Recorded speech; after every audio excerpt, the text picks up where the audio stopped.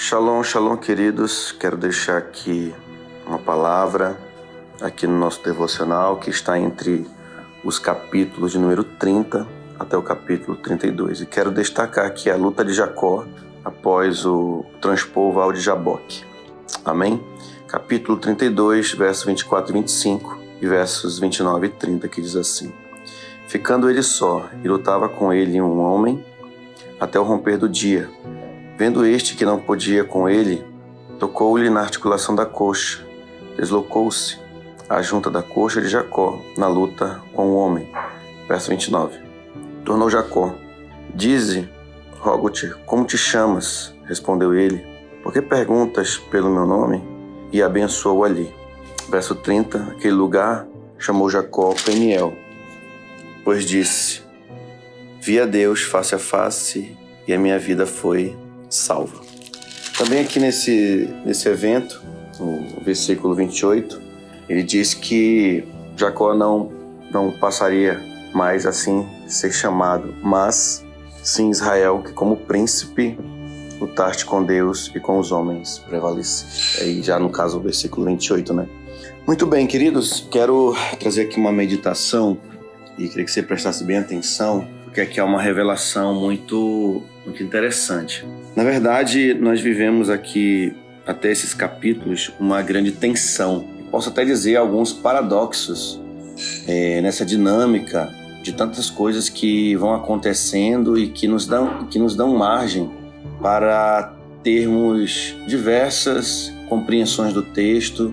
E é muito rico ao ponto de nós termos como entendimento muitas dimensões do texto, como eu acredito que muitos estão fazendo o seu devocional, e muitos acabam focando em muitos aspectos, outros falam de forma mais gerais, outros de forma mais específica, alguns focam mais nos detalhes, outros focam mais na curiosidade.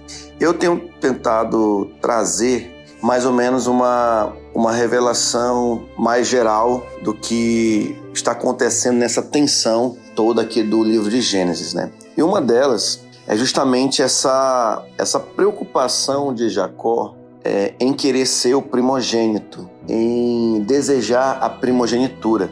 E a bem da verdade é que Jacó ele foi taxado em muitos momentos como usurpador, como mentiroso, como o espertalhão, o ladrão. Mas quando nós olhamos com muita sutileza, com muita honestidade, com muita humildade, na verdade nós não vemos uma pessoa assim. Claro que no evento ele negociou a primogenitura e o irmão, como diz o próprio texto, por ser uma pessoa que desprezou aquilo que Deus já tinha dado como bênção, Jacó negociou e tomou para si. E nós vamos ver também na caminhada de Jacó a própria mãe articulando de fato ali para que Jacó recebesse a bênção da primogenitura, mas Jacó ele não queria isso. Se você for ver, Jacó não queria isso. Talvez ele esperasse que o fato de já ter ganho a primogenitura, de alguma forma aquilo ia recair as bênçãos sobre ele, uma vez que agora pertencia a ele a primogenitura, uma vez que o próprio irmão desprezou.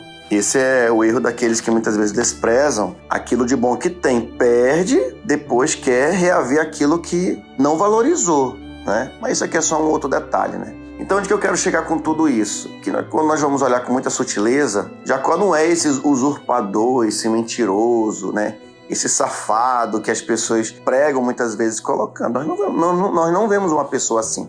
E aí, inclusive, ele vai sair da sua terra atrás de alguém que não fosse, né? Ali dos cananeus, como eu já falei no devocional passado, dos cananeus, das filhas dos cananeus. Então ele volta para a terra dos seus pais para reaver uma mulher. Então você vai percebendo essa preocupação de Jacó com a primogenitura, não é à toa. Provavelmente Jacó, ele conhecia as promessas que Deus havia dado a Abraão, seu avô, né? Que ele seria abençoado, que a descendência dele seria abençoada na terra. Os descendentes, então ele falou, opa, então eu tenho que preservar os meus descendentes crentes, né? Firmados nas promessas de Deus. Pois bem, então Jacó conhecia essas promessas que foi dada também ao seu pai, E ele sabia o peso e a importância da primogenitura, uma vez, como eu falei, que o próprio irmão já desprezava isso.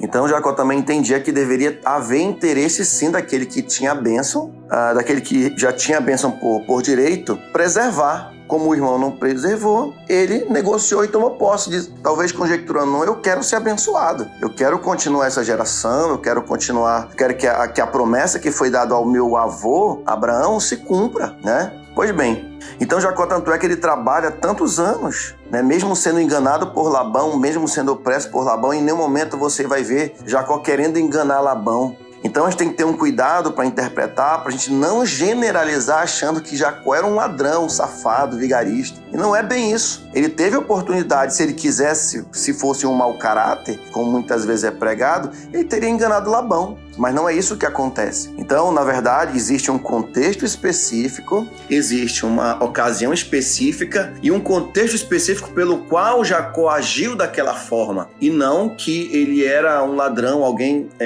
com essa índole. Até porque um ladrão, por ser ladrão, ele rouba simplesmente pelo prazer de roubar, pelo prazer de fazer mal para o outro. E Jacó não é essa pessoa. Tanto é que ele trabalhou esse tempo todo por Labão, ele se esforça ali, né, pelas esposas, tem todo esse contexto que você já leu, que você já entendeu. E aqui eu entro no ponto que é justamente onde eu concluo aqui a minha palavra. Quando nós chegamos aqui no capítulo 32, Jacó, Labão vai atrás dele perseguindo, ele vai ter um encontro com o irmão, ele está voltando para a terra. Deus, através do seu anjo, que ali era o anjo do Senhor e era o próprio Deus, manda ele retornar para a terra depois da família formada, da sua riqueza, né? Labão vai atrás, Deus também fala com Labão em sonho para não fazer mal a ele. Aí abrindo um parênteses, né, se nós formos observar, quem realmente fazia mal por mal e queria se aproveitar de fato era Labão, né? Nós vemos, na verdade, se tivermos mau caráter aqui nessa história, com certeza não era Jacó. Nós temos um grande mau caráter chamado Esaú e também Labão. Esses sim, esses dois, quando nós olhamos honestamente o texto, vamos perceber que esses dois sim eram mau caráter, que iriam se aproveitar, que eram desprezadores e viam a oportunidade para tentar se dar bem em algum momento, simplesmente para fazer o mal ou simplesmente querer seguir as suas próprias vontades de fato, né? Pois bem, quando ele chega aqui, ele atravessa a família, ele passa o Val de Jaboque, e quando Jacó chega ali, ele vê um homem, e talvez no primeiro momento você vai ver que ele luta a noite toda, vira, né, a madrugada lutando com esse homem, e aqui nós temos uma revelação progressiva, porque no primeiro momento Jacó vai ter a impressão, inclusive os teólogos afirmar isso, existem algumas linhas teológicas que dão margem para interpretar dessa forma, que no primeiro momento, aquele homem no qual Jacó luta, ele imaginava que seria alguma espécie de enviado de Esaú. E aí ele fala, bom, se eu morrer aqui, como é que vai ficar? Por que eu lutei tanto pela primogenitura? Por que eu passei tanto tempo servindo a Labão? Eu vou morrer aqui, então se for para morrer, talvez eu vou lutar lutando.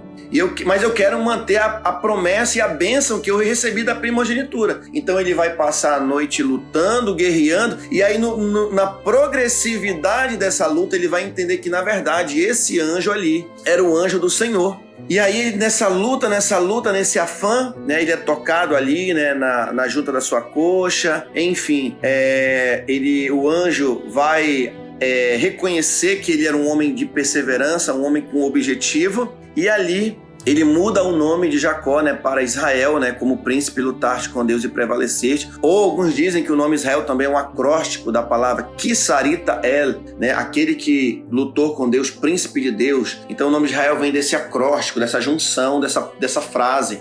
Então eu concluo dizendo para você que o que o senhor quer dizer com tudo isso, apóstolo? Primeiro, eu quero trazer esse contexto geral para você. E segundo, eu quero fazer uma grande aplicação na nossa vida. Eu creio que muitos de nós precisamos e devemos ser como Jacó. Em que sentido? No sentido de que, quando eu tenho a consciência clara daquilo que Deus me prometeu, daquilo que as bênçãos de Deus representam para mim, eu devo lutar com todas as minhas forças, com todo o meu coração, com toda a minha vida, com todo o meu empenho, com toda a minha inteligência, para que a bênção de Deus ela prevaleça e permaneça na minha vida. O que levou Jacó a negociar a primogenitura, a ser um homem fiel em todos os momentos, no propósito de Deus, de perseverar nesse propósito, foi simplesmente entender que a bênção dada a Abraão, a bênção dada a Isaac, seu pai, ela deveria permanecer. E através da vida deste povo que estava sendo formado, Deus iria ser através dessa nação que estava sendo formada, essa nação seria um exemplo para as outras nações de um povo que amava a Deus, de um povo que pela fé tomou posse das promessas e através desse exemplo ele trazer outros povos para obedecerem a esse mesmo Deus que passaria a ser o Deus de Israel. Então, eu quero que você tome posse dessa dimensão, desta revelação. Tudo que você faz, que nós vivemos, deve ter o propósito de que hoje em Cristo nós somos filhos de Deus. E sim, a sua vida, a sua família vai ser sim exemplo. Então lute pela sua família, lute pela sua igreja, lute pelo reino, porque vai sim fazer diferença por onde você passar. Que Deus te abençoe com essa palavra, em nome de Jesus.